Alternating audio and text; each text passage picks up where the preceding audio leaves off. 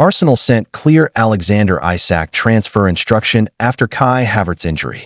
The Gunners are on the lookout for a replacement after Kai Havertz picked up an injury. Arsenal could make a late play to sign Alexander Isak from Newcastle after Kai Havertz suffered a knee injury that could see him set for a lengthy spell on the sidelines. The Gunners held open training on Wednesday in front of supporters, and Havertz was missing, with The Athletic reporting later that the German had picked up a knee injury in a huge blow to Mikel Arteta. Arsenal have already brought in £63.7 million man Victor Gyökeres to help solve their striker crisis, but an injury to Havertz will leave Arteta light in the forward department once more. The plan at the Emirates Stadium was to focus on outgoing transfers before committing to potentially one more big signing before the window closed, but the injury to Havertz has changed matters.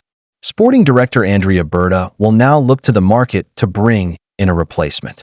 At the start of the window, it was a case of Gyökeres or Benjamin Sesko, who eventually ended up at Manchester United and played against the Gunners on Sunday in the opening game of the new Premier League season. But the dream signing was always seen to be Alexander Isak at Newcastle United. The Swede was, however, seen as off-limits due to the Magpies' disinterest in selling and the £150 million price tag on his shoulders. However, things have dramatically changed on the Isak front in recent weeks, with Liverpool seeing a £110 million bid knocked back after Isak refused to return to training with Newcastle in order to try and force through a move. Isak released a statement on Instagram on Tuesday night saying, "I've kept quiet for a long time while others have spoken. That silence has allowed people to push their own version of events, even though they know it doesn't reflect what was really said and agreed behind closed doors. The reality is that promises were made, and the club has known my position for a long time. To now act as if these issues are only emerging is misleading. When promises are broken and trust is lost, the relationship can't continue.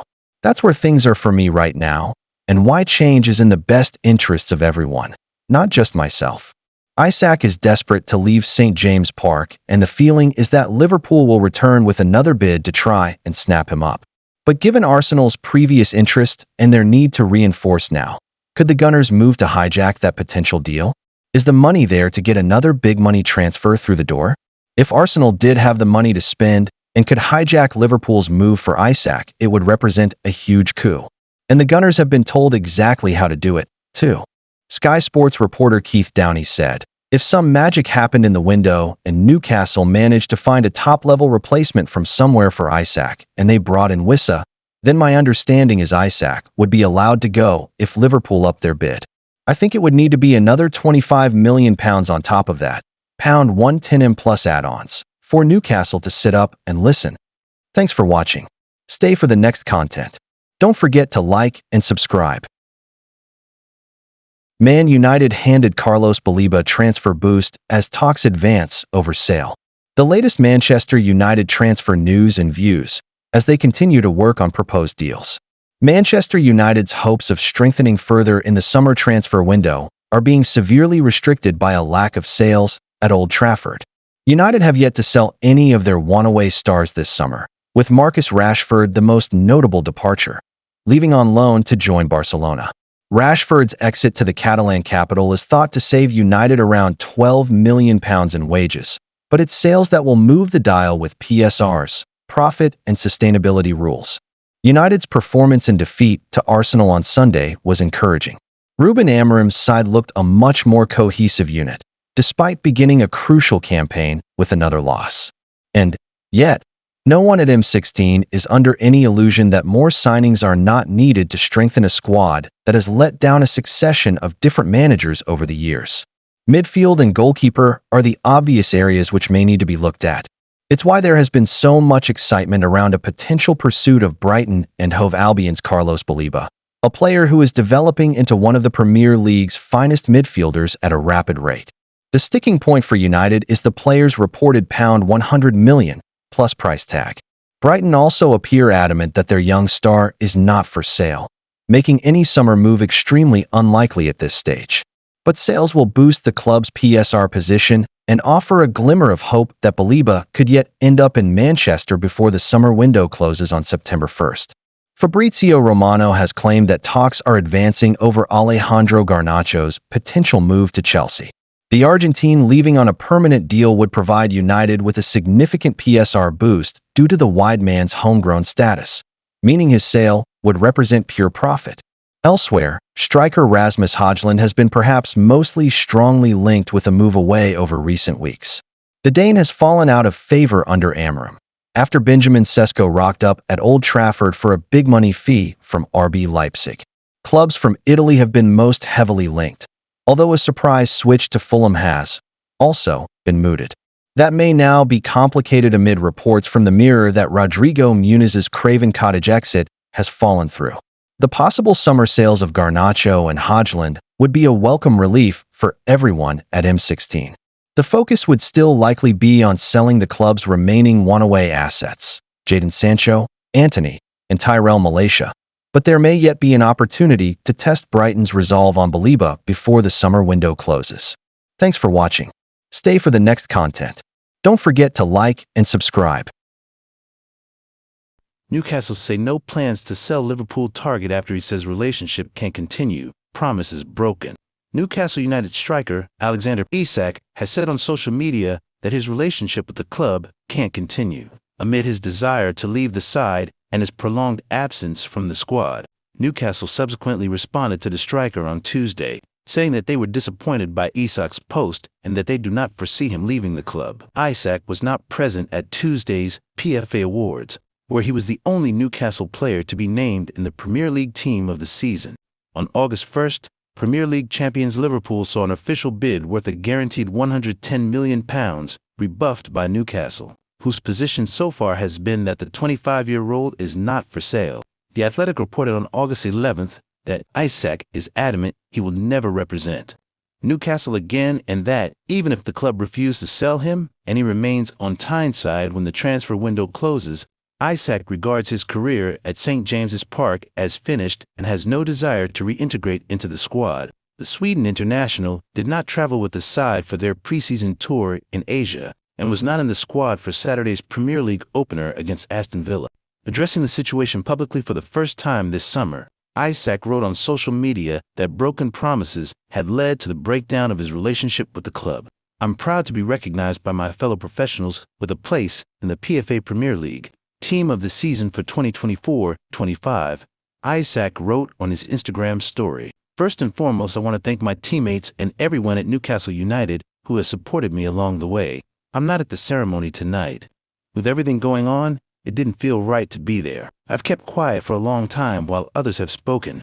That silence has allowed people to push their own version of events, even though they know it doesn't reflect what was really said and agreed behind closed doors. The reality is that promises were made and the club has known my position for a long time. To now act as if these issues are only emerging is misleading. When promises are broken and trust is lost, the relationship can't continue. That's where things are for me right now and why change is in the best interest of everyone, not just myself." In response, Newcastle released a club statement, saying that the criteria for a sale has not been met and they remain open to Isak rejoining the squad. "We are disappointed to have been alerted to a social media post by Alexander Isak this evening," said the club. "We are clear in response that Alex remains under contract and that no commitment has ever been made by a club official that Alex can leave Newcastle United this summer. We want to keep our best players, but we also understand players have their own wishes and we listen to their views. As explained to Alex and his representatives, we must always take into consideration the best interests of Newcastle United, the team and our supporters in all decisions, and we have been clear that the conditions of a sale this summer have not transpired. We do not foresee those conditions being met. This is a proud football club with proud traditions, and we strive to retain our family feel. Alex remains part of our family and will be welcomed back when he is ready to rejoin his teammates." Isak scored 27 goals in all competitions last season, including one in the Carabao Cup final, as Newcastle beat Liverpool 2-1 and ended their 70-year wait for a major domestic trophy. What has The Athletic reported on promises made to Isak? The Athletic reported on July 30th that minority owner Amanda Stavely discussed a new contract with Isak's camp over several months before she left the club in July last year. When Paul Mitchell joined the club as sporting director that summer, he did not believe the club had the PSR capacity to extend the striker's contract, and so the talks were postponed. Isak still had 4 years remaining on his deal, and on a salary of over £150,000 a week, was already firmly among Newcastle's highest earners. The Athletic was told that key decision-makers at the top of the club were aligned in coming to this view. Though not everyone at the club agreed with the approach, Newcastle decided to wait until they had strengthened their PSR position before revisiting the issue.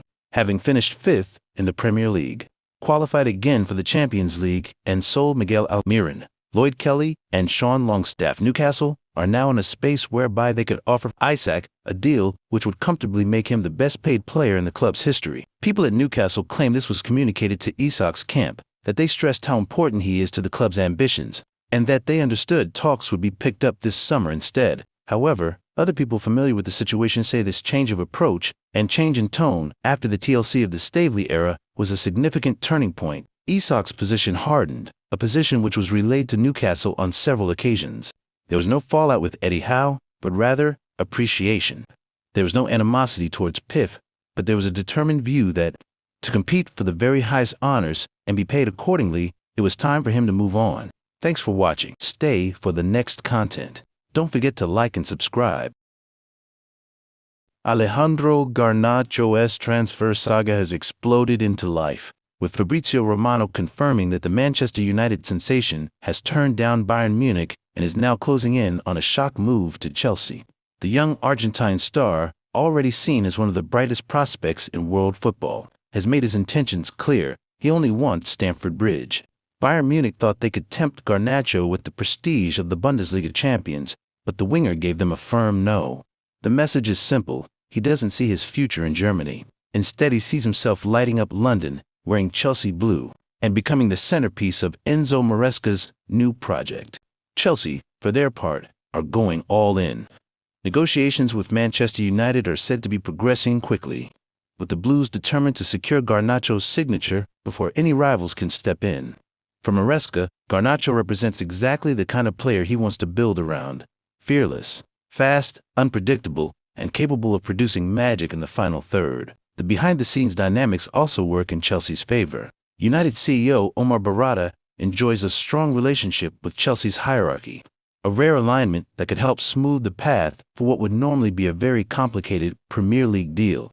And crucially, Garnacho himself is pushing for the move. His heart is set on Stamford Bridge. That player desire could prove decisive. For Manchester United, the prospect of losing Garnacho is nothing short of painful. The 20-year-old has been hailed as one of their future stars, already delivering standout performances in big games.